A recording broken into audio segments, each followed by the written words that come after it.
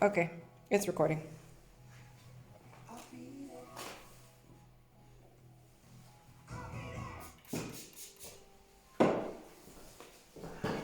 You want to have your... I have. Yeah. You want it? No, if you prefer this one, just exchange. I think you brought this one for a reason. Because it's warmer. Yeah. And I'm already sweating, so I'm fine. So.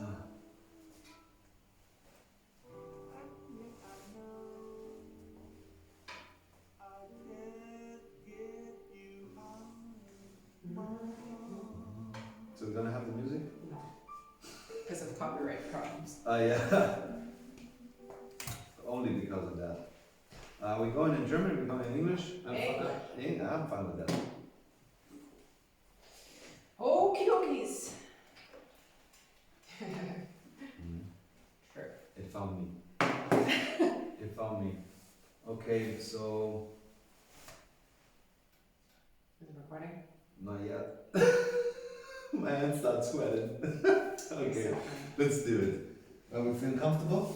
I am. I'm probably going to cross my legs. As you like. I was said it. I like this one. I can do it like this. What? You can't do this? No, Okay. no. We should open with that. Hit record. Alright, here we go. You don't want to sit like this too? No, I can't sit like this. You should try. Herzlich willkommen an dich, lieber Code Jazz Podcast-Hörer. Ich möchte dich zunächst in Deutsch begrüßen zu dieser Folge, um dir zu sagen, dass das die erste Episode sein wird, die ich mit meinem Gast in Englisch führen darf. Genau, so viel vorneweg. Wir versuchen es in plain English, so dass es nicht zu kompliziert wird, wenn es Sachverhalte gibt, die wichtig werden, zu übersetzen auf Deutsch, und wenn wir das natürlich gerne machen.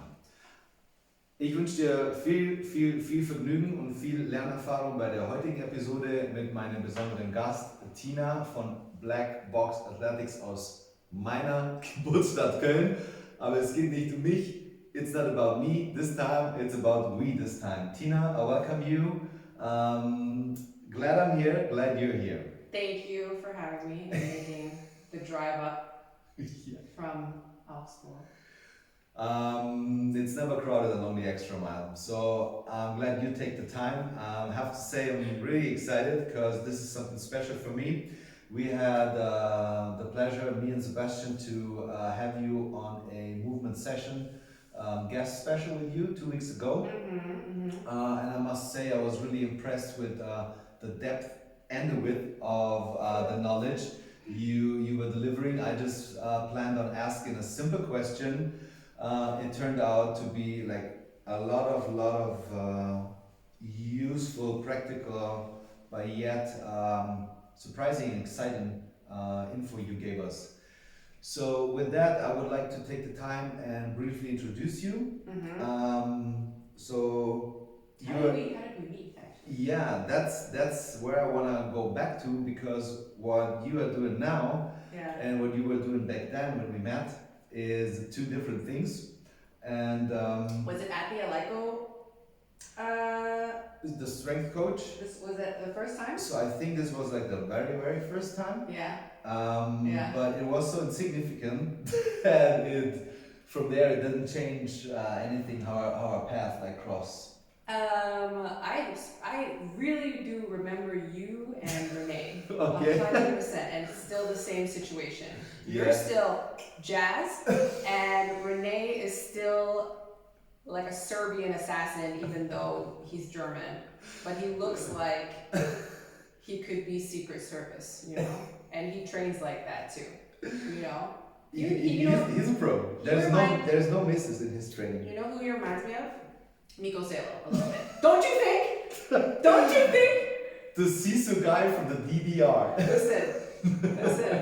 The German Finnish. Yeah, but that's true. Yeah, you're right. Yeah. Miko Salo, he doesn't compete anymore, right? He's like, I'm so far removed from the CrossFit team. No. Miko Salo is just grinding each day. Yeah. Still. Yeah. He's who he was, he's doing what he did, just grinding That each sounds day. like Renee too. Yeah, so for the listeners, we're talking about René Michel, my good friend.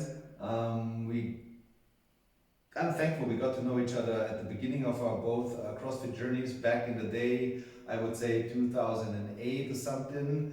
And you know what? René has been at the CrossFit Games at the ranch. Shut it. In 2009? I don't know if it was 2008 or maybe I don't Or 7? No, it was 2007. Then It's 2007. it's the first games. Yes. Michael Fitzgerald, OPT, winning. Renee was there? He was competing. Shut it! He was competing on a team. Oh my god, you see, this is another thing about Renee. He's very, just flying under the radar and will freaking snipe you out of nowhere, I'm telling you. René was at the games, yeah? Damn. He was traveling through Australia with his wife in a camper when they had the first kid. So this is as far as I know the story.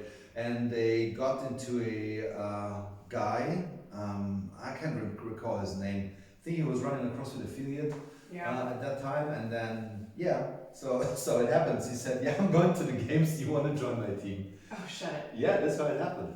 Yeah, that's how it happened. See? Check out CrossFit CFD in Nuremberg, guys. It's C like Cäsar, F like Friedrich, and D wie Dora. CrossFit CFD Nuremberg, René Michel. Big props, no bullshit guy. Okay, and then the LICO seminar. Yes, so this is actually the first time we met them. Were you into Anderson's methodology? It was really opening my mind. For me too. It was opening my mind. Yes, for me too. So On a so lot of many people levels. don't like his style, I think, but I'm into it, I have to say. I mean, not like all of it, of course you take the pieces that you like and run with it, but I have to say this was a new kind of Approach, for yes. sure.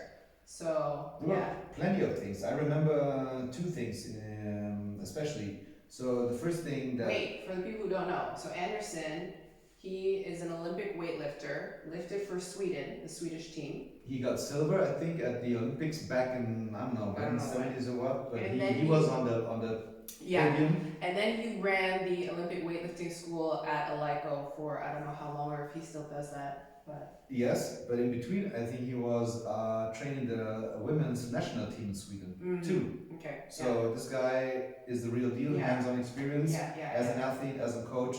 Yeah. So what was the most impressive thing that you took away from the seminar? If you say it was so mind-blowing, mind-opening. So he was really the first, so I got introduced to weightlifting from CrossFit. And the first thing I got exposed to, or the style that I got exposed to, was a more American style. And the Mike Bergener method, I did a lot of different strength programs, Wendler, Ripito, blah blah. And when I met him, I was like, oh, this is a totally different approach, which I later learned is a little bit Chinese. So when I look at more of the Chinese philosophy of training, he uses a lot of analogies in his coaching cues. I love that. And not such a strict scripted dialogue of how to cue people, the steps that you have to follow. So I think just to give an example, this one didn't come from Anderson, it came from a Chinese coach. When I was following Diane Fu for a little while, and one of the Chinese coaches, he said, when you're lifting, after the second pull, you are like a firework. It's like the fuse is going out, and then pew, there's an explosion, And that's what that phase is from the second pull to the third pull, And I thought that was genius. I was like, just think about it that way, because every other cue that you think about when you talk to people, when you're talking to athletes and you're saying, the power position, you need to accelerate your speed from the power position, that all just sounds like blah, blah, blah, blah, blah, blah, blah, Talk about a firework, and then you're like, oh, well, that makes sense. Let me feel like a firework. And so this was very characteristic of Anderson's style of coaching as well. And he also had broken down exercises into some movement primitives. So there were primitive movements that fit into all other movements. And as long as you master these primitives first, then you can master all other accessory movements of these primitives. So I was like, wow. I mean, then that was mind blowing. So I don't know when that was, like 2012, 13 maybe? Yeah, I have to look it up on the certification. It might have been 2000. Yeah, 12, 13 can be. No, it's not 13 because we opened the gym, this one, 13. Must have been 12, yeah, or 11, not 12. I don't know. What you just mentioned, this is what spoke to me heavily also. So the idea not only of the fundamental basics, and then when he's looking at examining an athlete's squat, what he's looking for. He's not just looking for the shape, because he was like really open to what the shape is, how a athlete would stand when he squats.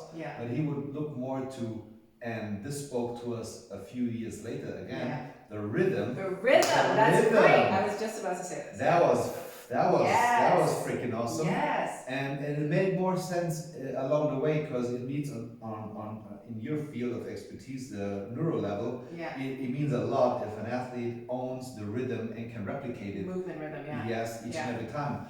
So, but also, besides that all the other accessory movements are just tools to make you fix like the phases of the movement where you need some help. So it's not, the exercise is not an exercise by itself, it's just an aid.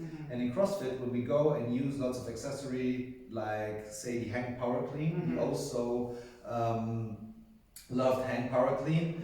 In CrossFit, we treat this as an exercise itself, which is not, it's just an aid. But we are using it out of context, so we cannot like make use of it as it's intended to be. So it made me like think and say, okay, if all these are tools, how may I use them? Okay, not just the exercise itself and say go 21, 15 and 9 on hang power cleans and keeping pull-ups. So it opened my mind for where does the stuff we use come from, how it is used in this context. So, and what also spoke to me was explain everything as if you were talking to a 7-year-old. Simplify, and what you mentioned, the analogies, the painting the picture in people's minds. And also, when he says, explain it to a 7-year-old in plain language, this made me reflect heavily over the course of the following years. What may the words I use cause in the people's minds? Do they see what I want to make them see? Do they receive it the way that you intend it to be received? Exactly. So, and up until now, this is a major point, and then, of course, as you might also have developed your shortcuts when giving cues, your phrases you use over and over. I think as coaches, we still need to reflect on the words we use and make sure by making an empirische Studie, by watching the class, what is the outcome? And is happening what I want to happen? Because the thing is, if we work in a group, it's 8 people, 10 people, 6 people, 12 people, everyone is different. So I just cannot like use my megaphone, throw out my phrases and my cues, and then say I've done a great job because this is the best I have after 10 years of coaching, or 17 years of coaching, or 5 years of coaching. But just keep watching what's happening. It happens very often. I mean, that I introduce something new, and the first time I teach it, like 50% of people get it on the first time that I talk them through the cue, especially now, where I talk them through the sequence, especially now with Corona, everything is verbal. So you're not really getting close to anybody. So, and what happens after the second and the third time of coaching it, you've tweaked the dialogue or the progression or the way you say things in order for the majority of people to get it. And this is a skill that's very important. And then you go around and fine tune all those people who need a little bit of fine tuning. And I think if you take the most complicated exercises, and you can figure out how to say them and present them simply so that 90% of the people will get it without you having to touch them first, like hold, then you did a good job. Try teaching a panda pull without delivering too many words, you know. But so panda pull is a certain phase of a I guess if I'm right, it's where you pull like underbar. Is it right? it's an exercise to help teach the change of direction. Yeah. So it's a dip, a pull, and then a reset. Okay. But this explain that, yeah, by just using words, yeah. You just gotta count to 5. You've gotta be able to count to 5, and that's it. And it's all about rhythm, which comes back to this point about Anderson. Like, that was mind blowing when he said, I want you to do, which we called as CrossFit's thrusters. He's just said a squat and a press, and we were like, oh, a thruster. He said, you can call it whatever the heck you want, okay? Just go from point A to point B, and I want you to do 5 of them with rhythm, your own internal rhythm, which, you know, once you start to learn about neurology, there's movement quality. A lot of different parts of the brain contribute to movement quality, and being able to follow your own internal rhythm is different from being able to follow an external rhythm, and all of these play into your movement map, you know, so, and library. And this guy, I'm telling you, you know, great coaches. I also watched the coach of, what's his name? Nowitzki, the basketball player from Germany. Dirk Nowitzki. Yeah. His coach, there was a documentary on his coach.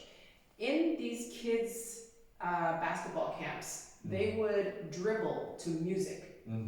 This rhythm aspect. So I think a lot of very great coaches, they have this intuition about things that work and are successful, and a lot of them have a neurological explanation. Yeah. So, as you may notice, I'm starting to get nervous and excited.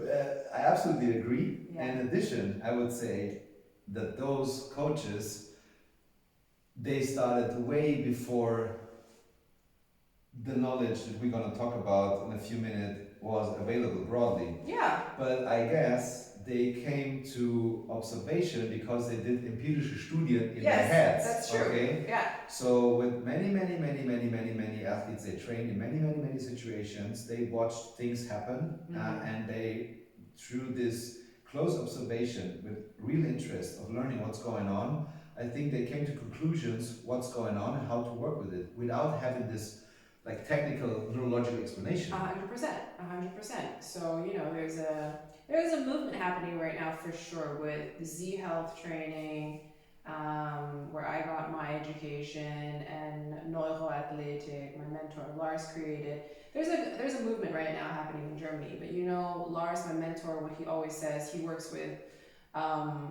nur Profisportlern and Olympians and very high level athletes.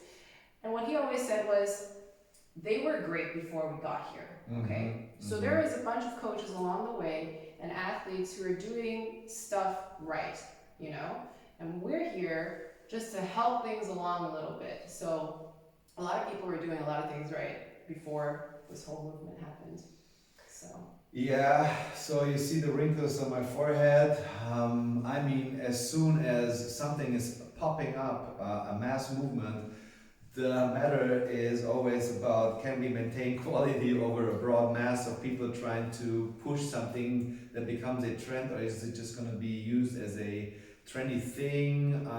But we're going to talk about this a little later, because in everything there's a good thing, and it just depends on what we do with it. So the whole field, which I'm exposed just a tiny little bit to, and I'm happy to be able to learn from you today, in the past and in the future, can be of a lot of use, because I think it's going to have a heavy impact on what people take away from a group class they're invested in.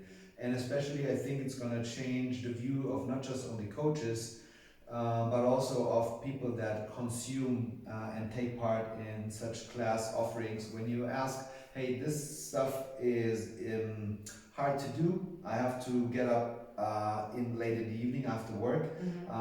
It's not as cheap as a XYZ global gym membership, so I have to put effort in it. It's complicated and it's hard to do, and I have to push myself and I have to invest myself with my cognition, my thinking, with repetition. So it's.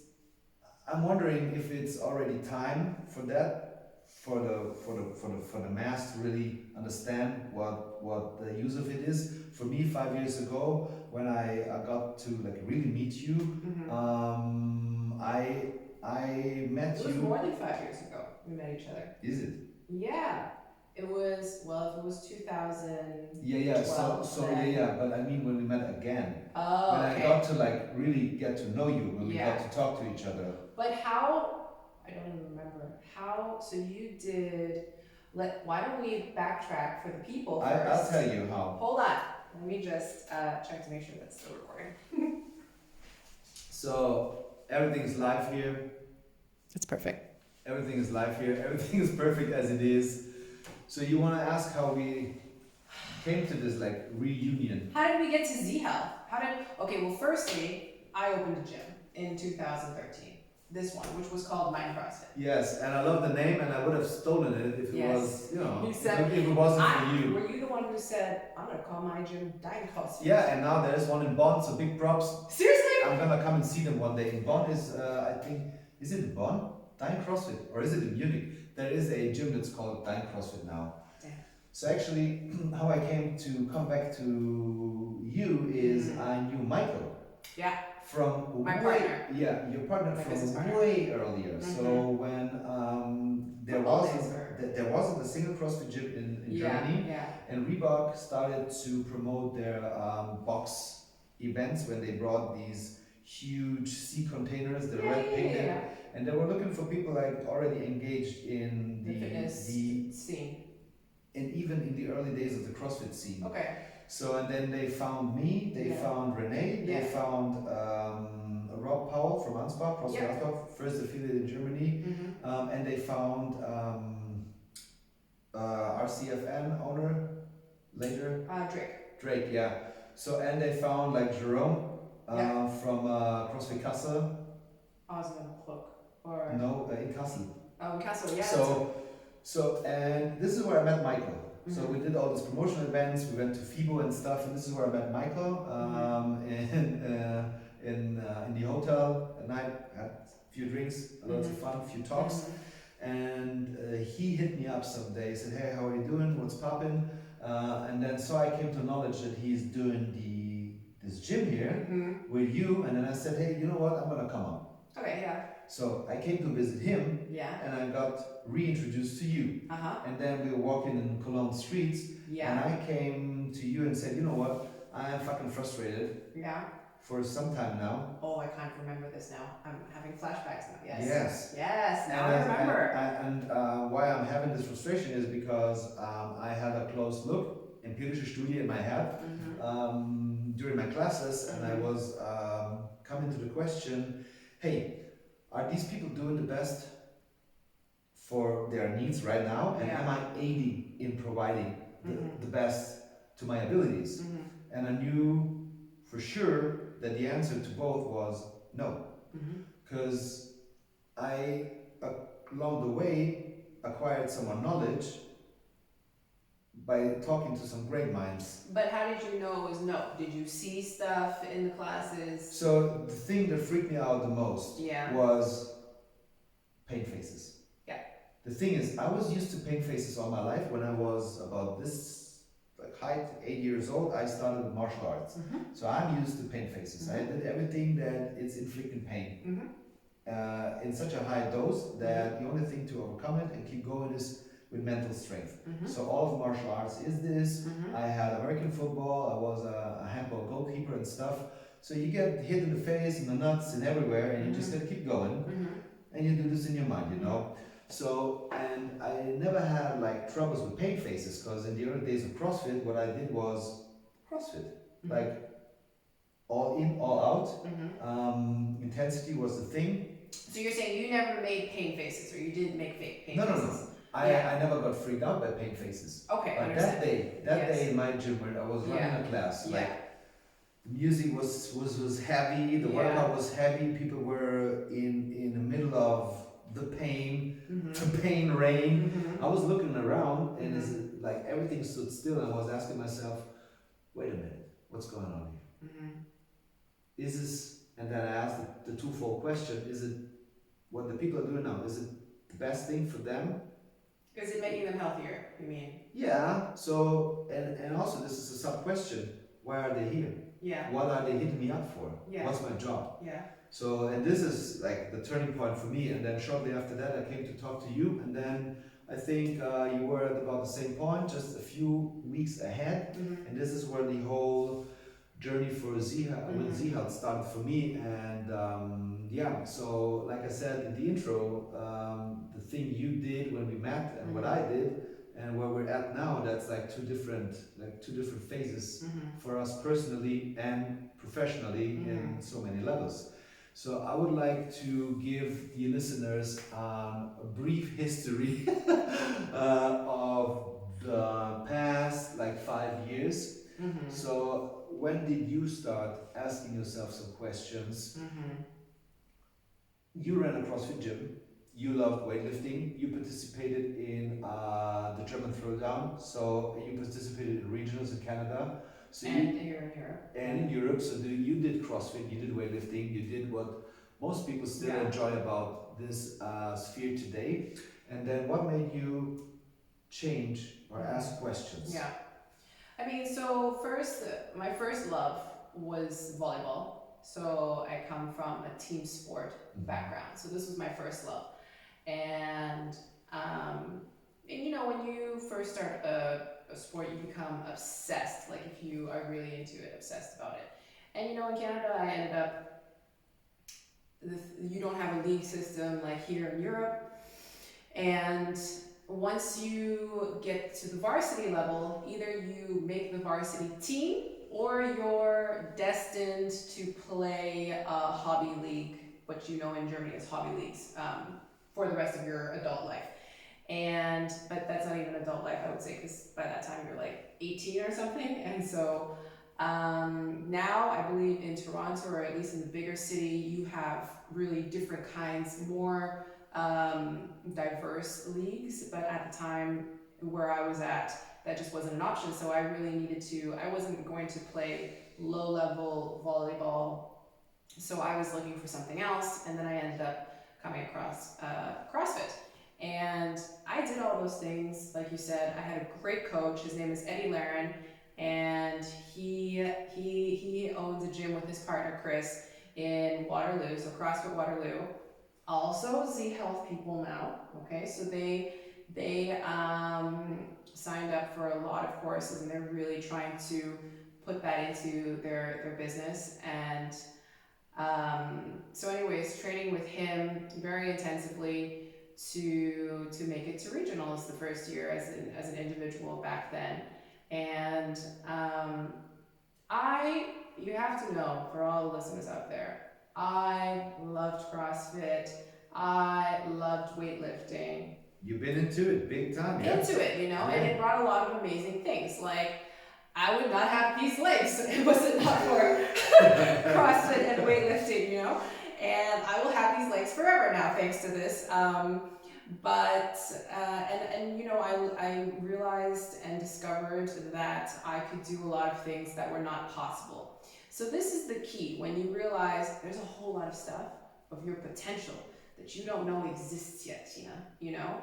And this theme carries through for the rest of my life. I know that I have the potential to do whatever I want because of my exposure to CrossFit, because of how Eddie trained me and the things that I achieved back then. You know, as a woman, I mean, now that CrossFit is more mainstream, honestly, as a woman back then, did I know that I could pull whatever, over 200 kilos off the ground, or not 200 kilos, 200 pounds, sorry, back then, or squat that much weight, or do pull-ups and banana things, you know, and whatever. And so this was just this was just the tip of the iceberg. And so, yeah, and this ended up taking me to Europe because I studied international business in France, and CrossFit, like other sports, is a universal language.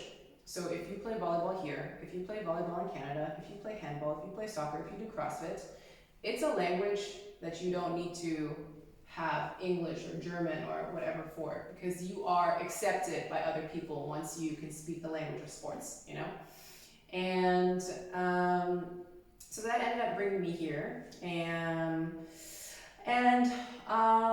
what had happened was we had opened the gym, and my philosophy of coaching, of training, because of my other coaches, including Eddie, but also the coaches who I had for volleyball.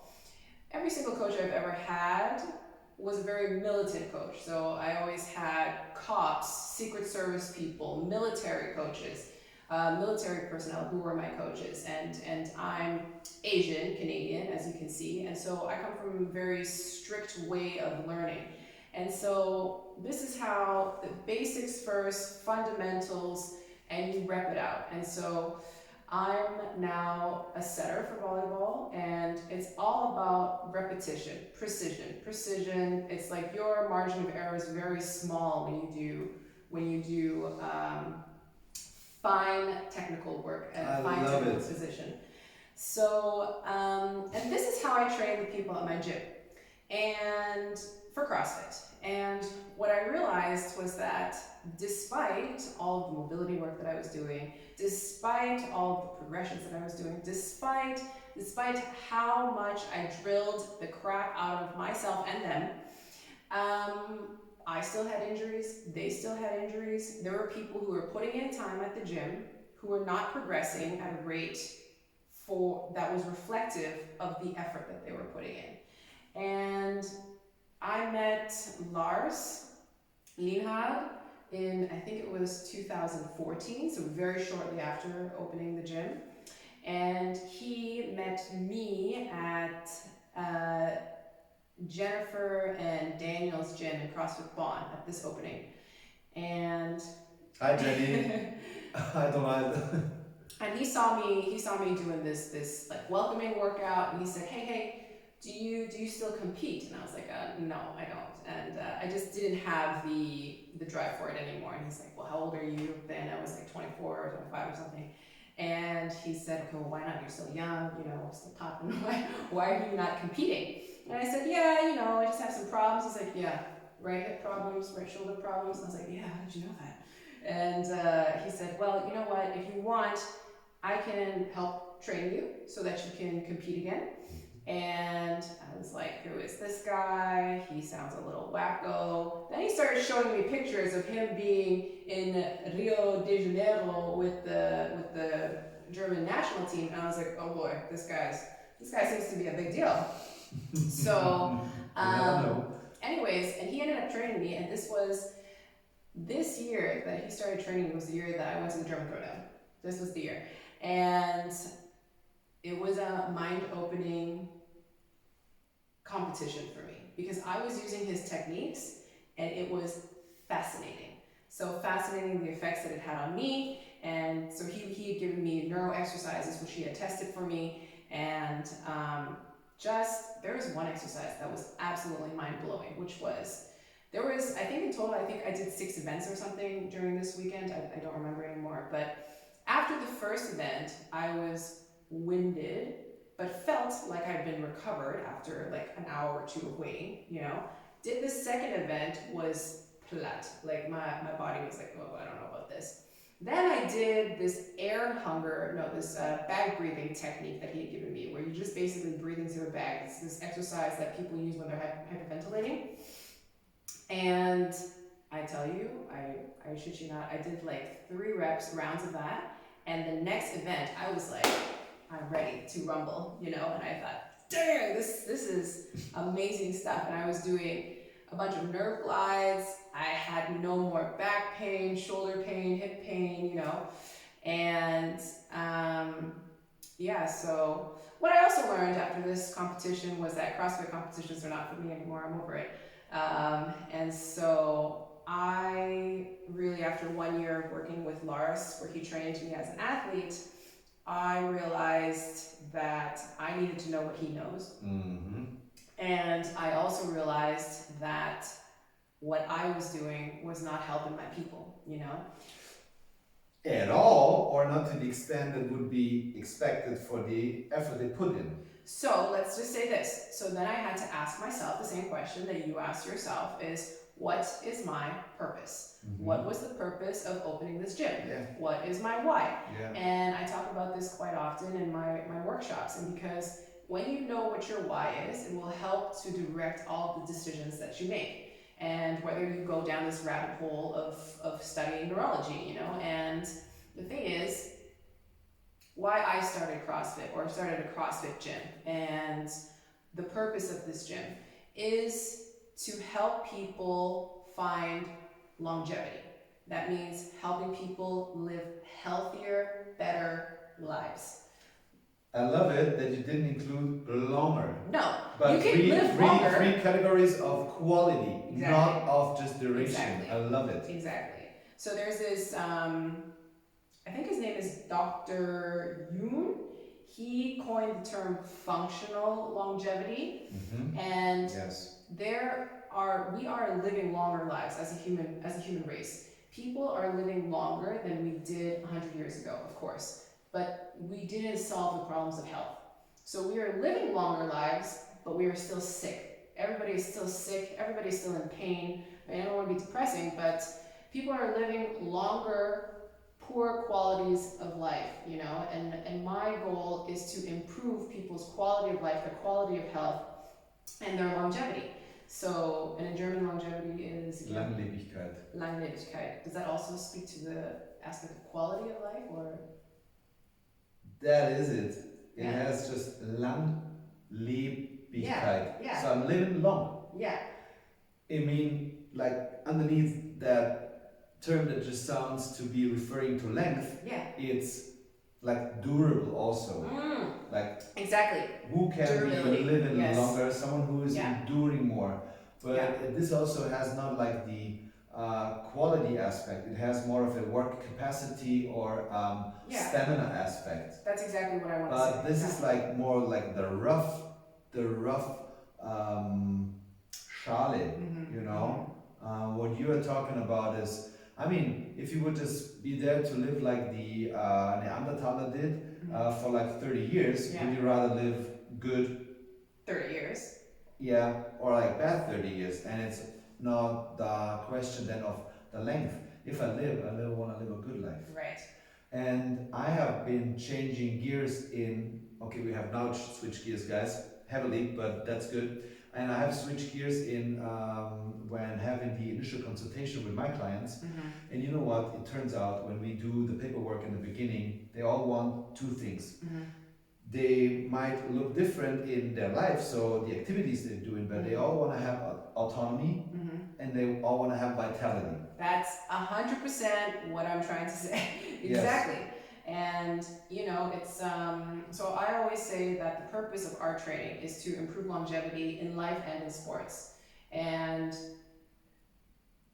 there are countless number of people who loved playing some kind of sport or doing something like jogging or playing soccer or swimming or whatever it is, playing basketball, and they had to stop said sport that gave them fun and let them enjoy their life, enjoy movement, enjoy being with other people or themselves.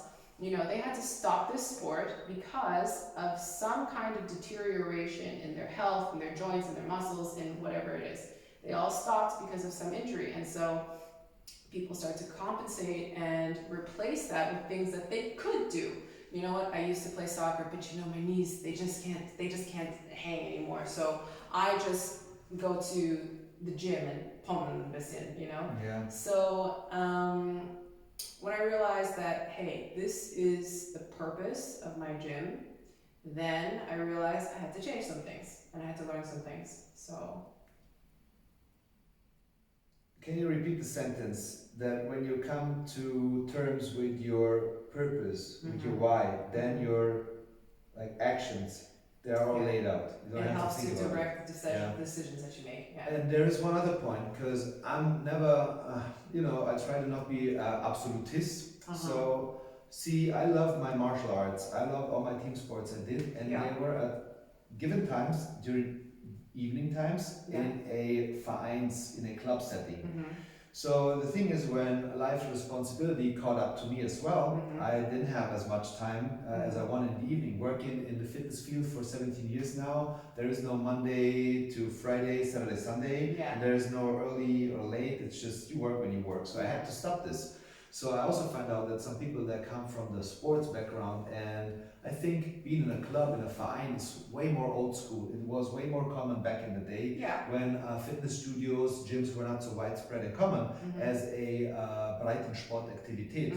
So, which I don't really consider Breitensport. It's just something that's available to the masses, and they choose to do it for different reasons. Like, I cannot do my sport anymore because I may be hindered by overuse, like injuries, or like having a very movement poor, seated day-to-day life can take away from being, belastbar for a type of sport.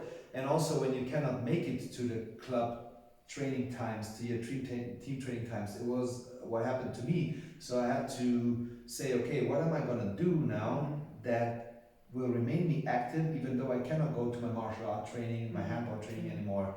So now I was looking for something that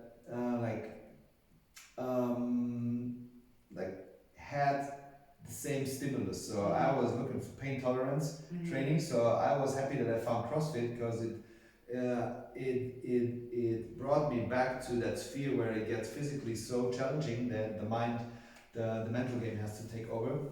And up until then, I found myself training in gyms, not only because I started working there 70 years ago, but it was the only option. But I very soon found out that doing just the one thing, like the machine-based training, it was not giving me the satisfaction. I loved it. I gained muscle strength. I enjoyed it to some certain extent. It was fun. But then I went through like a whole bodybuilding phase too. This was my introduction to fitness. When I was like 15 or something. Next thing I went to was the whole group fitness thing, where they it was good, but they suffer from the endless repetition. It takes 12 weeks until they get a new choreo with a new music, and everyone's moving at the same rhythm and stuff. So this was fun for a while. I also lack the rhythm too. Spinning, hot iron, whatever it's called. I loved it. Good for 2 seconds for me. So I was already intuitive, looking for that mixing and matching and crossing. So. The thing is, what I want to come back to is there might be different reasons people join the gym. It's not just because they lost the ability to do the sport. True. One thing I see that I wanted to talk about is people that came from a sports background, when they picked up like our CrossFit training, the functional fitness training. What did you find with people that came from, no matter which sport it was, and respectively then with people that came from backgrounds like martial arts and dancing, which is another group. Did I explain this to you one time? Is this why you're targeting this question? No, it's because I want to get to one huge major point that was given a label that I witnessed all my life, is the internalization, the introspection, as Dr. Kopp calls it. I want to then a little later come back to this point when I want to talk about what I started off with. How can this training you are facilitating now, you invented, you created, help so much more people with the quality of life and the fun in functional training and with the joy of moving at all. So what did you find when you had an untrained person come to your training, pick up your training, like in the beginning? What do you find with someone that engaged in some type of sport, and what do you found with martial artists or dancers? Okay. So I'm surprised you never asked me these questions before, because I have very specific answers for these questions. You must have, because I think there's some underlying universal principles that will lead us to the same observation you're going to explain now. So one of the things that I mentioned before was, how are people not improving at a rate that is reflective of the effort that they're putting in? What is the difference between me, who started CrossFit, and my progression was like, this, and then it leveled off, And then other people, their progress is like this, you know. And I was thinking, okay, what is the difference between these people? Now, if you look among the most successful CrossFitters, majority of them have done another sport before they got to CrossFit. Yep. They all developed their movement maps, all of their movement libraries. They developed this before they got to CrossFit. And very few competitive CrossFitters or successful CrossFitters were not former athletes of some kind. Yep. And then I thought, okay, then what is the canon? You know, what is then the movement primitives or the common denominators that make somebody more likely to be successful then? So, and it comes down to diversity of movement, and when you break it down from a neurological perspective, there are different systems that one needs to target in your training in order to set yourself up for success. So I call them the big four in my workshops, but the essentials are you need to target the visual system. So every sport, every athlete who did something before they got to CrossFit or weightlifting and are powerful and are able to exemplify explosiveness, which is one key element of great athleticism. Yeah, you gotta be able to fucking jump or you're not an athlete. Right. So, and they all did sports that required a lot of visual skills. Number one. Number two, the second of the big four is good vestibular function. So, and I don't know what that could, I'm so far removed from normal people, I guess, now that I'm like, I don't know if that resonates with people at all when I say vestibular function, but Gleichgewicht. Gleichgewicht. Yeah. You know that I learned in German that Gleichgewicht can also mean emotionally, so if you ask them about their Gleichgewicht, then they say, do you mean physically or emotionally? I was like, oh, I didn't know that. That's a quite that level of reflection would surprise me. If a person would. This is one of the questions in my initial assessment, and multiple people have asked me. Yes, at least three. It depends on the context you talk about. So if I just ask like average Joe on the street, hey, how's your Gleichgewicht? Yeah. I'd probably say I'm not falling over in the past 10 years, so probably. Yeah. But yeah, it means both, yeah. So what people don't understand about Gleichgewicht is that your vestibular system, your brain is a use it or lose it organ. So when we're growing up, we are rolling around, we're playing. When you're doing different sports, you're moving your head in all different directions to look at balls, to look at players, to look at stuff. And if you do sports like weightlifting, running, swimming, or if you sit at a desk most of the day, you limit yourself from this kind of exposure where you have to move your head in all different directions. This head movement, these angular head movements, are important for the activation of your vestibular system. So the less you do it, the less active they become, and the more likely the function begins to deteriorate.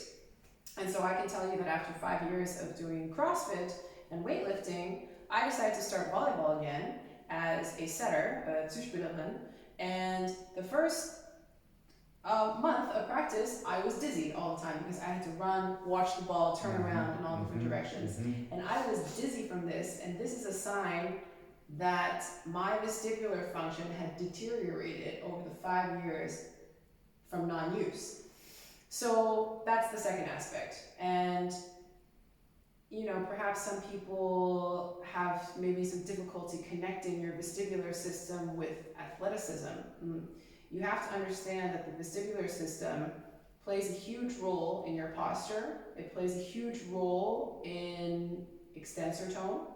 So everybody who's trying to do deadlifts, everybody who's trying to get this triple extension, whether that's in sprinting, whether that's in weightlifting, whatever it is, or this hip extension and kipping exercises, this explosivity, you need a lot of extensor tone, but also a lot of change of direction, which means you go from a extended position to a flex position very quickly. The best athletes are able to change direction quickly.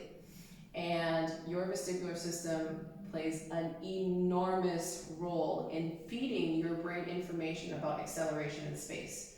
So this is the second of the big four. The third of the big four is proprioception.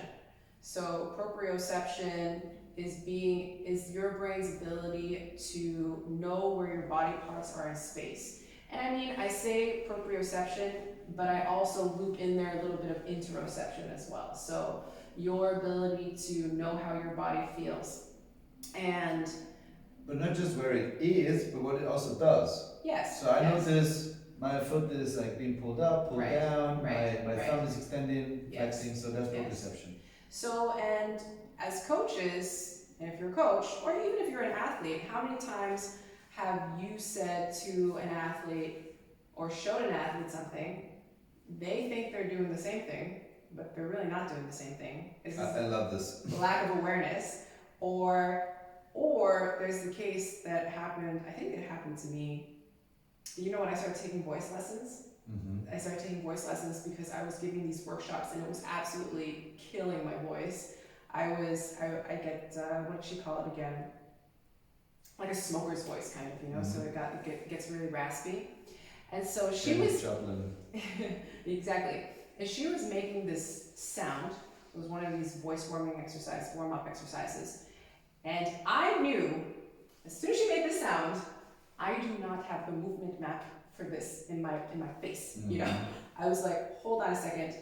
I need to look at your tongue to see what you are doing, because I know that I haven't developed the proprioception or the sensory motor feedback loop for this movement or this sound, because all sounds are movements that your throat and your tongue make. And this is, if you want to help people improve movement quality, you have to train first their aptitude for movement, you know? Can you explain the word aptitude? Their ability or their potential, which means you have to train their proprioceptive and interoceptive system so that they are aware of their body more, you know? And one of the things I tell coaches very often is we need to shift from using motor cues to sensory cues. Instead of saying, put your feet here, or just move your foot out, say instead, place your feet where you feel the most stable, where you feel the most stable. I love it. Then you start to, there's a cascade of internal questions that you can watch go through people's brains through their eyes, you know? Feel? Do I feel? Have I ever felt? The first, how does feeling work? Exactly. Sorry, being sarcastic. No, exactly though. Yeah. The first question they ask is, stable. Do I feel stable? That's the first question. Yeah. What is stable? Am I stable? You know? Yeah. Okay, well, how does my foot feel here? Do I feel stable here? Do I feel now we stable? go into, what the fuck are we talking about? If you say stable, what is everyone thinking, feeling, knowing, reflecting on this? So this is what we were starting initially. So we as coaches, when we say stand like this, when we say stand shoulder width apart, this is what I knew as the prime squat instruction when I came to CrossFit, and this was heavily changed by names like Tone Merrick from Australia and from also from Anders Linsjö from Sweden. What do we want from those people? We actually want them to feel stable, and even more so, comfortable also. Exactly. Okay. Yeah. So So, you know, and the other thing is about the cue shoulder width apart is, you know, everybody is a different length. They're all different sizes. You have different femur lengths, tibia-fibula lengths. The broadness of your shoulders has a little to do with your hip and ankle mobility, etc., you know? So, but that's good when we start asking the question, why shoulder width? And we ask this as coaches in a bi-directional way. Why shoulder width for those people? What is the benefit for them? And why do I ask for shoulder width as a coach? So what is my expectation to see happen? So then the coach starts reflecting on what I'm doing. What's my purpose of giving this instruction? And the people start reflecting on what's good for me actually. So now we start getting a connection and a cooperative coaching process, which movement coaching also is. And that leads to like really, really depths. Because what is someone perceiving as stable, as comfortable, and why are those people standing differently? The one is anatomy, and the other one is neurology. And then how we enhance this and make people like access and I love that you said not just the ability to move, but the ability to reflect on how did I move, did I achieve my goal, this feedback loop, and now we're going deep, and that's where we need to be actually. And you know, like it sounds a little bit like maybe for some people too philosophical. Or it's not, it's hands-on, it's practical. Let me just say that. I'm sorry, that getting fired up. No, because some people could think, okay, that's like way too philosophical. The process takes longer than saying, hey, just move your foot out like 5 centimeters to the right. Okay, that's great. You know, you could give this cue and instruction because you as like let's say you described this before. This is like intuition that comes from practicing and trying. You could see a person and have a glimpse on their anatomy, the proportions of upper body, lower body, the limbs and stuff, and say, okay, and then it looks and it works just perfect. Yeah, you could do this. You could do this if you had the experience. You put in the hours. But the thing is that the most I'm about results and I'm about effectiveness and efficiency. If I did this, it is efficient for the moment. But it did not teach them the principle. Yes, you force the fish in the mouth, and they're gonna be hungry each and every time. Yes, exactly. Okay, and now this is when I get resistance when coaching if I don't get the allowedness to teach a principle. If I go to a person and I want to apply a principle that requires for the people to understand what I'm about to do, and to take them with me in this cooperative coaching process. So most people expect in a setting that we were used to in the past to just give the cue, and this is how we were taught to by different providers of education. I was taught to execute and not ask questions. You have your 3 cues, and this is what you tell the people, and people expect that, especially when they've been to different gyms. They just want to consume the instruction, execute, leave it there, and go out. But this is not making a good common ground for picking it up next time from where we left off, to have this creation, not just consumption of a thing that we want to get to. But this also then raises the question to the athlete: what is your why? Why are you here? What you want to achieve long term? So again, this sounds philosophical, but if we put in all the effort and things are hard to do, and we need to work on them, and we've decided as an athlete, as a member, to not go to a global gym and go on the cyclical thing. We decided to choose the most complex and hardest training because there is this pain tolerance and there is all the variety of movements we need to master. So you made the decision, you chose this training, now you need to participate in an appropriate manner, which is what we're just talking about. But I think it's also, your coach's job to present to the person what is important, So if you say as a coach, where do you feel stable? Put your feet where you feel stable. You have placed now importance on stability. So, and this principle is then transferable to all other movements, because stability is one of the core principles of great movement, So, and this is one of 3 coaching cues that I use now. So, all things made as simple as possible. What did Bruce Lee say? Whittle away all the things that are unnecessary. And if you focus on stability, then when they do a push-up, they're focusing eventually on stability. Every single thing, now they know, hey, the name of the game is actually stability. If you just teach them to put their feet where they're supposed to put their feet, because there's actually no such thing as a perfect squat. So there's very many different varieties of squat, and we should be able to squat in every single different way, every single different joint angle position, whatever, trunk position, and all that stuff. So the name of the game is that you want to train things that will efficiently and effectively improve quality of movement among a variety of movements. So if you just teach them, hey, put your feet in this position for this squat, they will have only learned one thing: where to put their feet in that one position for that one time. I love it. Because where this very absolutistische kind of indoctrination comes from,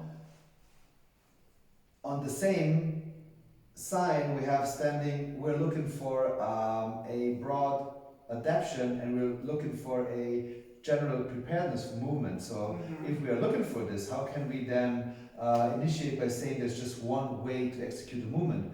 So to overload your knees in all kinds of lunges and squat positions to be prepared for next ski season, it's so important that you don't just squat with the typical prescription of squatting. Right. So, and as I want to bring it back again to the think principle, you said, okay, when I start to make my athletes, coaches, members aware of what really matters, and that is just a few core principles, they start then, first of all, looking for them in every place, and they start this internal search of giving themselves this feedback loop of, am I stable now?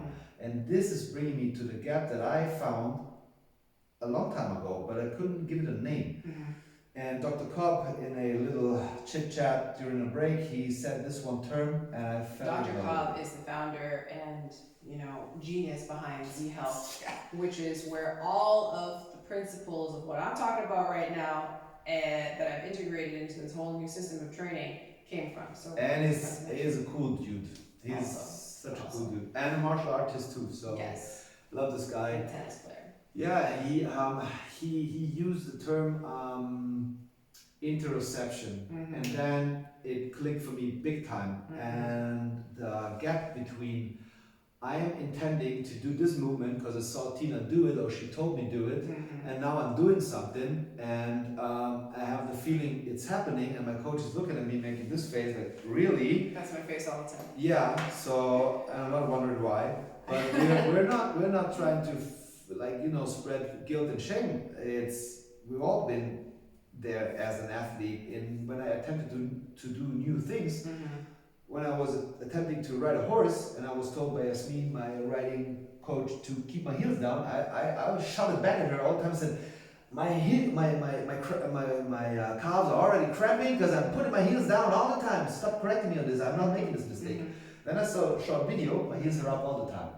So we know this. But here's a lack of proprioception. Yes, but and had Yasmina known better, yeah, she would have focused on your feeling of having your heel down or up and differentiating these feelings first. Have I known better, I would have just looked down on my heels to give myself a little feedback. So this is not about guilting. You could have just done this. It's not guilting, shaming, of course. So this is where we're looking for solutions to problems we are empirically finding when we do our studies in our heads. So the mismatch between I attempt to do this and this is happening and I am not aware of this mismatch, this is the lack of interoception. Yes. It's not lack of awareness. I was trying to be aware. I was being aware of my heel is doing something, but the feedback loop was not such that I could realize, so what I intend in doing and what I am doing and then what I think is happening is not matching. So that's more proprioception. Interoception would be that you feel shit doing this because your calf is hurting you. So you feel bad doing this. You feel bad about this. Yeah, my calf was cramping. Yes, so this is interoception. How does my body feel doing this? I feel bad doing it, And proprioception is more, okay, is it where it's supposed to be, actually? Yeah. And so, and I use this method a lot where I teach people, for example, let's say we're doing some scapula pulls before we do some ring rows. So I like to teach people, all right, I want you to lift your shoulders up and now pull your elbows back. That's what I don't want. Feel that? Did you feel that? Okay, great. So now I'll pull it down, pull the shoulders back, and then we're gonna pull. Do you feel that one? Okay, that's what I want you to do. A versus B. So you have to sometimes differentiate between these two feelings. So not like what's happening in the mismatch there, but like a sub quality of proprioception, like how does it feel doing this and doing that. All right, I get it, and I love it even more then. So when we have, you want to add to that? We can move to the next big four. Yeah, we have like the fourth one. We have visual, vestibular, we have proprioceptive, and interoceptive. Yeah. I'm curious. And the fourth one is respiratory function. I'm ready to have my mind blown, guys. Visual function, vestibular function, Proprioceptive, interoceptive function, and then respiratory function. Already leaning back. Tell me. So we take 20,000 breaths a day. If you have poor breathing mechanics, it has a huge effect on your mood, your cognition, your movement quality, and we don't have such a huge focus in our group classes on respiration where you feel like you're in a breathing class or a breathing workshop. There are some very simple things first that you need to get intact. Is that you need to do a breathing warm up, you need to do a breathing cool down, and in between you need to breathe through your damn nose. Period. So because the oxygen absorption is just way better. And yes, I know that there are plenty of very successful athletes who are breathing through their mouths the whole time, especially during endurance sports, cycling, running, etc. But the biochemical benefits of breathing through your nose are you just can't argue with them. So you have a higher release of nitric oxide when you breathe through your nose. Nitric oxide helps to carry oxygen to your blood. Stickoxid. Yes. Yes. Abgase der yes. Atmung. And your body needs time to bring oxygen to your blood. So the problem is that when you're breathing too frequently, you do not give your body enough time. And especially if you're breathing through your mouth, you start to practice hyperventilative breathing patterns. And you feel like things are more effortful than they actually are. So can you say that again? Exercises or movements feel more effortful than they actually are. When your perceived rate of exertion is higher when you breathe through your mouth as opposed to when you breathe through your nose. Granted, there are people who have problems breathing through their nose, yes. like structural problems, yeah. So they do feel more panicked when they're attempting to only nasal breathe, but this of course can be trained. So, I mean, first step is just breathing pursed lips, out through your mouth, and eventually trying to do exercises for as long as possible, only breathing through your nose, working at a pace where you can breathe through your nose, and then when you no longer feel like it is comfortable or the threat level is just far too high, then going nose mouth. Yeah. So I have so many examples of people so with my private clients, breathing is such an important aspect, especially when you're recovering from things like brain injury, concussions, when you're recovering from a stroke or a heart attack. So these are the kinds of private clients that I have. If you have chronic pain, I had one sprinter, he had constant groin pain, and we had done every single thing. I had analyzed his running, I had tested his vestibular system, his visual system, his proprioceptive system, we had done nerve stretching, etc. What helped him go from constant pain every single day to zero pain was taping his mouth shut when he was sleeping at night. He put a piece of tape on his mouth, he slept with it on. The next day, he texted me and he said, I don't have any pain anymore. So that was astounding, and we had worked on his breathing mechanics, and I thought that because he was a runner, a sprinter, 800 meters, I thought that he probably had great cardiovascular function and that he had great breathing mechanics. Boy, was I wrong. This guy had terrible breathing mechanics. We do something called a functional inhale-exhale test, where you try to breathe in as slow as possible and then breathe out as slow as possible. And his was an inhale of 6 seconds and exhale of 5 seconds. Anything under 10 seconds, you can be clinically deemed as having respiratory dysfunction. So close. So yeah, respiratory function is the fourth big four. I love the tipping point in this discussion that we reached right now, because from here, this might have sounded philosophical so far, but it has some really important implication on training practice for not just pro athletes, but for anyone that wants to engage happily and successfully in any physical activity, right. And even more so for the regular people, because the thing is, we move or not move every single second of our lives, and we breathe every single second of our lives, okay? So, and we have these extension of our brain, the eyes, and the vestibular systems, either in use or not in use every single second of our lives. So the things we're talking about here, I have a feeling, can be like in so many ways more impactful than just in training practice where you're looking for a specific outcome. They can increase life quality, because when you sit there at the screen in your workplace and then also at home, and then in between, so you have this limited distance of your vision, you have this limited activity of your eyes, so in your head is still by sitting, walking or lying all the time, so the head is not moving. And then when we have this limited range of motion during the day, and we walk very little, so we have a little use of our proprioceptive system and the respiratory issues. Also, when we have this collapsed position, we're losing the ability to do like our natural breath. So I mean, everyone is affected by what we just talked about, and I know that you put a great deal of effort, and I get goosebumps right now. I would like to show it, and it gets me every time, because what got me say I'm gonna continue my Z Health and neuro journey a little later in time, because I have different things to do, and this is way over my head right now. You continued this journey and you put like all kinds of effort, monetary, time, brains, everything, emotional effort, and you went to great lengths and pains to make happen what is reality now.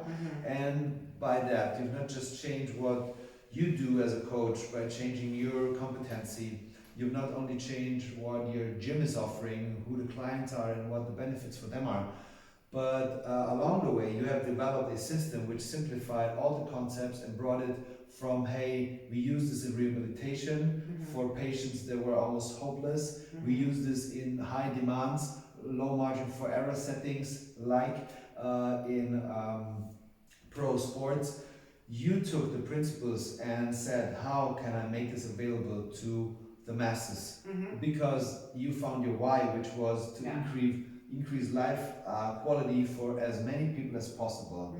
So, and because this shit is complicated, deep and wide and hard, I really can't appreciate and recognize you enough for having done the work. So, and you have created something, it's called Craftletics. It's a type of training, an offering that I want to have you talk about, that you solely, like mostly offer in the gym now.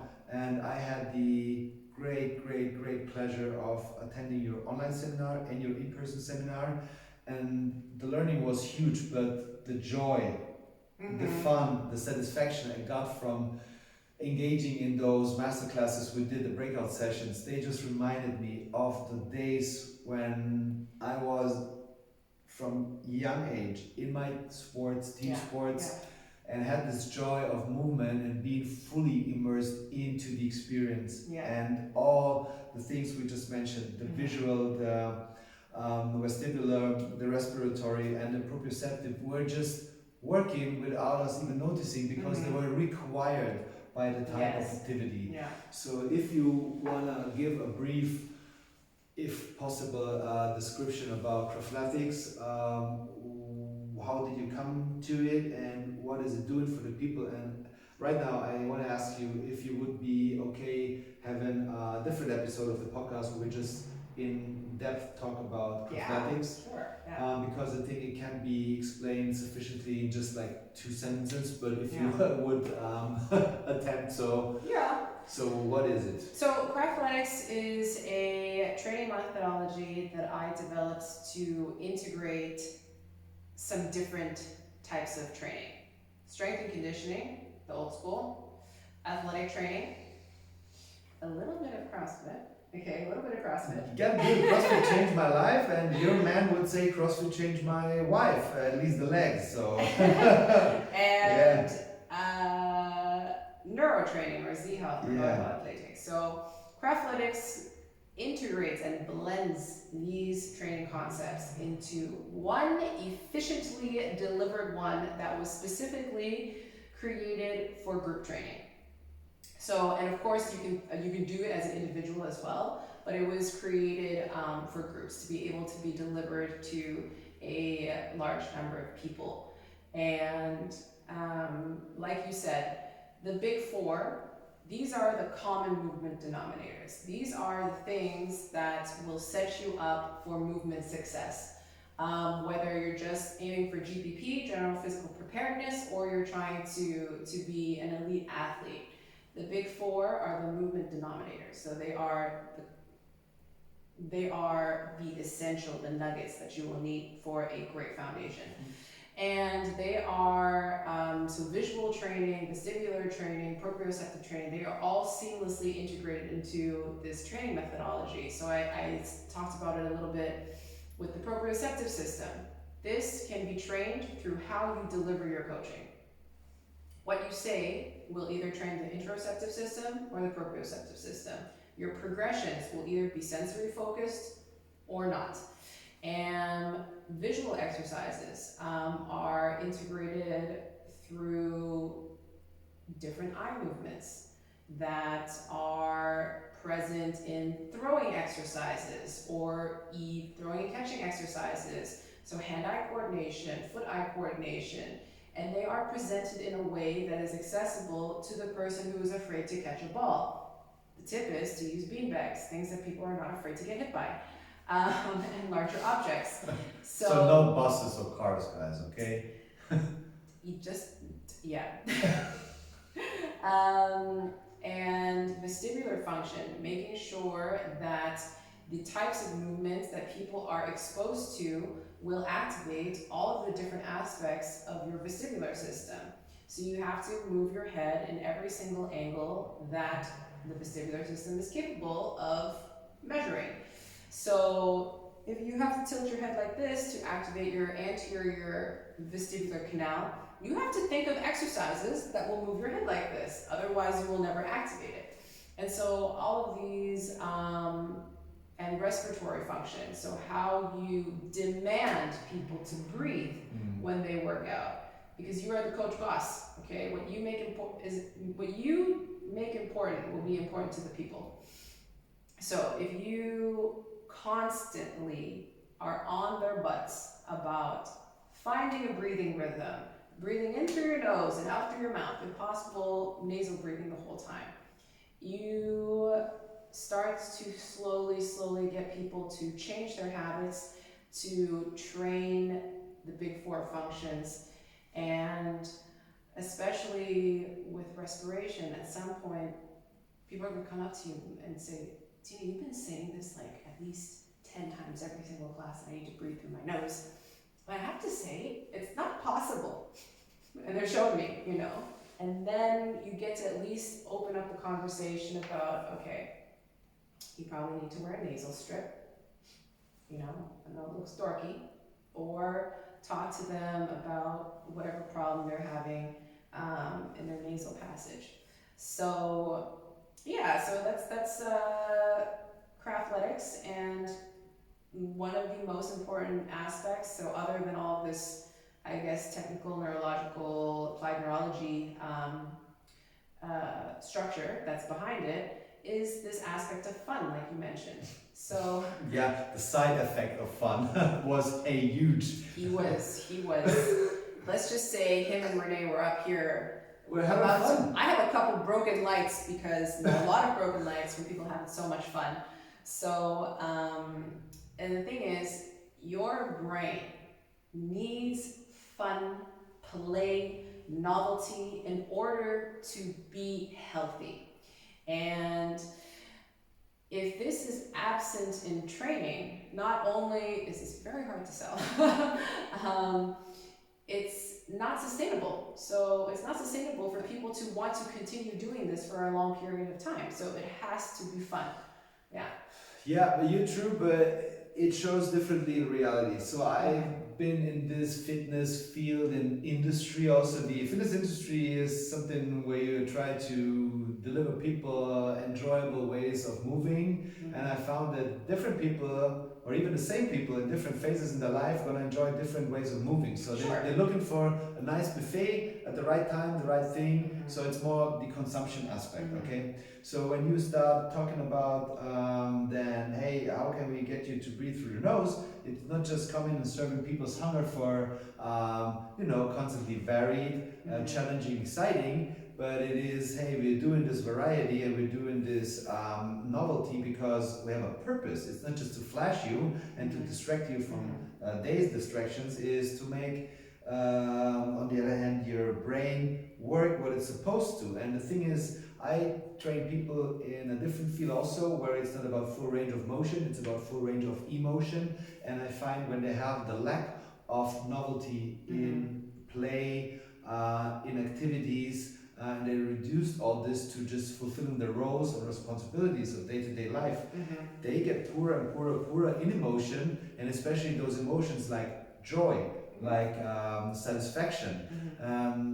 When this mixes with the pressures of day-to-day modern work life, then we have the recipe for disaster. And this is what we see nowadays, that people that, even though they are participating in something that is joyful, they can't express it. They feel kind of compressed, like not expressing this. So I'm asking myself, is this because they lack the ability to express joy, or is it because joy has like gotten somewhat tabuisiert, so you can't openly express joy unless it's Bierzelt or a festival. So depending on context. So this is what I found myself in the past when I was a kid, going through also challenging times, when I was looking forward to my handball practice, to my martial art practice. I forgot everything else. I was just in there, no other pressures or sorrows or thoughts. So this is something really important, because when we look at day-to-day modern life, it's so that we all have roles and responsibilities, but when are we really ourselves, and when are we really free to be what else we want to be? So not a role, not a responsibility, not delivering, just being there and enjoying the moment. And this is what I felt with your type of training. This is super important. Just joy, even though those are exercises, and they have to be done well, to work. While doing so, it's still a lot of fun. Even if you mess it up, it works for you to some extent, but it's still 100% fun all the time. Yes, and and this is another art of coaching that I really try to mentor my coaches in. And in order for people to have fun, they have to feel safe. Yeah. This is first. So how are people going to feel safe in your environment? Because the ability to express joy, or taking away this taboo of expressing joy, people have to feel safe and comfortable in order to express joy. And you have to, and when do you laugh? When you look stupid, okay? When you do something and something goes wrong, like you're throwing something, there is a potential or a risk of things going wrong, and you're hoping to God that it's not going to go wrong, and this makes it a little bit fun, a little bit exciting, you know? And people have to feel safe. So we talk about a threat bucket and how can you make an environment feel safe for people, and also having an environment where people can be who they want to be. Listen, you want to lift something heavy today? Let's do it. As long as you feel stable, let's have at it, you know? You feel tired today, and this is the best effort that you can give today. That's cool. Just listen, I'm just happy you're here, you know? Just do your thing, go at your pace. Today is one of those days, and you have to really find as a coach, like, where is the line where that person needs a little push, and you already see, okay, they're doing their best, but their stability, their postural integrity is starting to go. We're going to ease off a little bit. Just tell them it's okay for today, you know? So, and you have to be able to set up exercises in a way where people can work together and not feel like they're letting anybody down. You know, they're working to their own capacity, and you have to be able, as a coach here, you have to be able to look stupid in front of people. So I find that there's a lot of coaches who feel like I need to be an exemplification, an example of extreme fitness. I need to look a certain way. I need to be able to perform a certain way. But you know what is important for people to learn is that some exercises are hard. So I will show an exercise. I'm like, oh my god, you guys, that was exhausting. Or I'll be throwing a ball or showing some kind of coordination exercise, and you know what reality is? That the ball just leaves the building somewhere, and I'm like, okay, well, it is what it is. And when you exemplify that to people, that it's okay, just whatever you're doing right now in this moment, it's okay. It's the best that you're giving, and as long as you're giving your best, we're all here just to have a good time and shake our booty a little bit, So, and this is incredibly important for longevity, for emotional health, for just like fulfilling the purpose of what training should be, and moving should be. Yeah. And actually living should be, because in the past 3 minutes, I was listening with 2 ears and 2 brains and 2 hearts. He has this face where when you are saying something, he's looking at me with these eyes. Yeah. So the one ear was listening and hearing the message. Card full. When it comes to training, and the one ear was listening to this message as if it was delivered to, hey, how you approach day-to-day life. Every day is different. Every day you feel different, perform different, and it should be okay this way. And we're here to have a good time, to shake our booties a little on planet Earth. And as Rob said, so his words were ringing in my ears as well. His words were, you're working on it, that's all you can do. Yeah. And in addition, no hard feelings towards anyone, and also not myself. I'm just doing time. Rob is from CrossFit Ansbach. Rob is from CrossFit Ansbach. And Tina, we reached like a level of discussion now where I think it gets clear to the listeners that there is more to movement and training than just performing the movement and trying to increase performance. It's about well-being and being well. Longevity as expression of autonomy and vitality. And this, I think, is not a trend. I think this is something, a foundation for each and everyone's experience we have on this planet. So I would like to explore in the future certain just single concepts like we did on a movement session we did.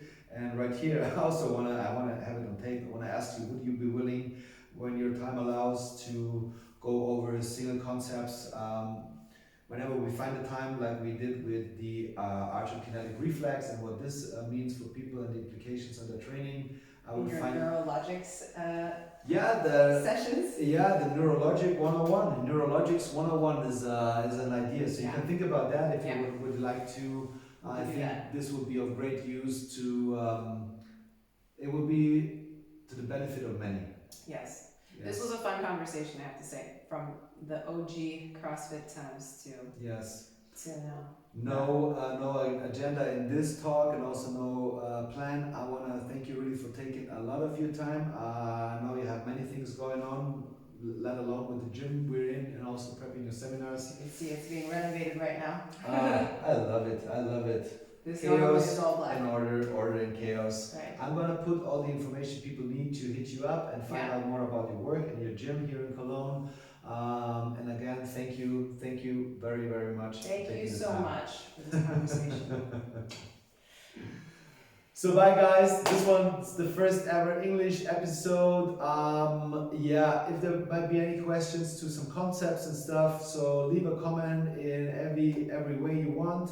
I'm gonna get back to it. Und für alle deutschsprachigen Zuhörer, ich schau mal, ob ich mir was einfallen lassen kann, wie wir die Kernkonzepte der Unterhaltung für euch auch zugänglich machen können. Ansonsten, wenn es Teile geben sollte, wo ihr sagt, ich konnte im Großen und Ganzen folgen, aber einzelne Teile, da bräuchte ich ein bisschen Erläuterung. Ich werde alle Kontakte zu Tina in die Shownotes reinpacken, und ihr könnt auch gerne mich auf jede Art und Weise kontaktieren, die ihr wollt, und soweit es in meiner Macht steht, beantworte ich die Fragen. Ansonsten leite ich das gerne auch weiter an qualifizierte Stelle. Vielen Dank. Es war eine längere Episode, aber ich denke, jede Minute ist es wert, und ja, ich denke, wir alle haben von Tinas Worten und Expertise sehr viel profitiert. Und ich bin sehr glücklich, dass sie gesagt hat, sie wäre bereit, in der Zukunft uns über andere Formate auch noch mehr Einblick zu gewähren, der zu uns allen Nutzen sein wird. In diesem Sinne, wir hören und sehen uns das nächste Mal. Auf Wiedersehen. So let's see how much the I hope that recorded. handy recorded.